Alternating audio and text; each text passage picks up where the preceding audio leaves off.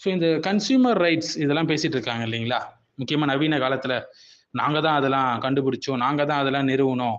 முக்கியமா மேற்கத்திய உலகம் தான் இதுல வந்து கடந்த 50 வருஷங்களா சிறந்து விளங்குது. பார்த்தீங்களா, நாங்க தான் உலகத்துடைய முன்னோடிகள் அப்படிலாம் சொல்லுவாங்க. அப்படிலாம் கிடையாதுங்க. இதெல்லாம் 1400 வருஷத்துக்கு முன்னாடி உமர் ரலியல்லாஹு அன்ஹு கலீஃபாவாக இருந்தாங்க இஸ்லாமிய உம்மத்துக்கு.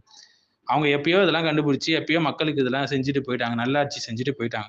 இவங்களுடைய ஆட்சி வந்தா இந்தியா நல்லா இருக்கும்னு சொல்லி மகாத்மா காந்தி கூட சொல்லியிருக்காங்க. ஸோ வந்து அவங்க எப்பயோ இதுக்கான அடிப்படைகள்லாம் போட்டு போயிட்டாங்க.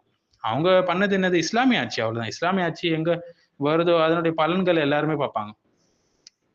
இஸ்லாமிய நிர்வாகத்துல சமூகம், சந்தை, நியாயம், நீதி இது எல்லாமே முக்கிய அடிப்படைகளாக இருந்தது. குறிப்பாக நம்ம சொல்லணும் என்றால், இன்றைய கன்சியூமர் ரைட்ஸ்லாம் உருவாக்குறதுக்கு முன்னாடியே இதெல்லாம் எப்பயோ வந்துருச்சு.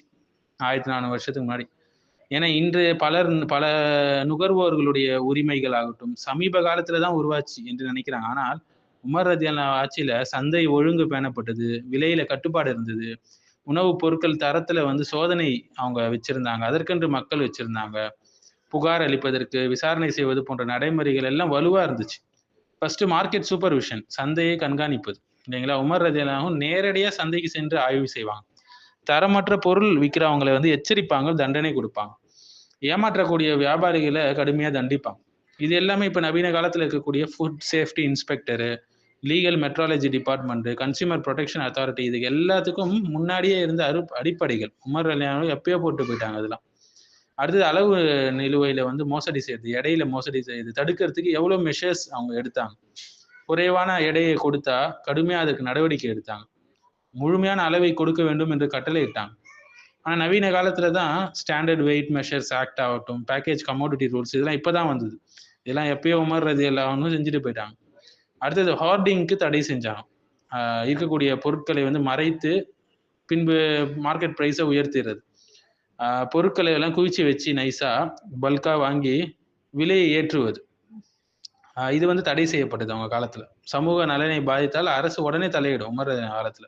இன்னைக்கு தான் அவங்க வந்து ஆன்டி ஹார்டிங் லாஸ் ஆகட்டும், எசென்ஷியல் கமோடிட்டிஸ் ஆக்ட் இதெல்லாம் இப்பதான் வந்துச்சு. இதெல்லாம் அவங்க எப்பயோ செஞ்சுட்டு போயிட்டாங்க. அடுத்து விலைகளுக்கு ஒழுங்கான விலையை நிர்ணயிச்சாங்க.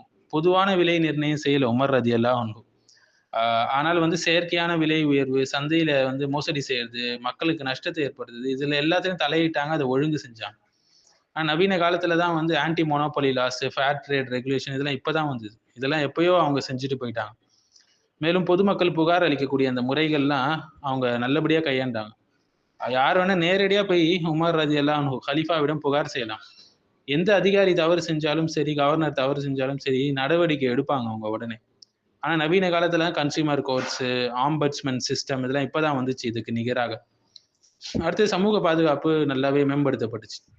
ஏழைகளுக்கு வந்து பைத்துல் மால் மூலம் நிறைய உதவிகள் போய் சேர்ந்தது. அடிப்படை வாழ்வாதாரம் பாதுகாக்கப்பட்டது இல்லைங்களா? ஆனா இன்னைக்கு தான் நவீன காலத்துல, நவீன உலகத்துல public distribution system, social welfare schemes இப்பதான் வந்தது. இப்போ உமர் ரலியல்லாஹு ஆட்சியில, இஸ்லாமிய ஆட்சியில தக்வா, அல்லாஹ்வுக்கான பயம் இருந்தது, நேரடி கண்காணிப்பு இருந்தது, சமூக நலன்ல முன்னுரிமை குடுத்தாங்க.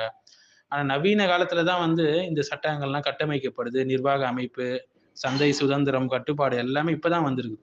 ஸோ இந்திய கன்சியூமர் ரைட்ஸ்ல இருக்கக்கூடிய பாதுகாப்பு, தரம், உணவு தரம், நியாய விலை, புகார் தீர்வு அளிக்கிறது, இது எல்லாமே உமர் ஆட்சியில ஏற்கனவே எப்பயோ நடந்துட்டு போயிடுச்சு. நம்ம ஜஸ்ட் அத அப்படியே பிராக்டிஸ் பண்ணா போதும் காப்பி பண்ணி. புதுசா உருவாக்கணுன்றதெல்லாம் இல்ல.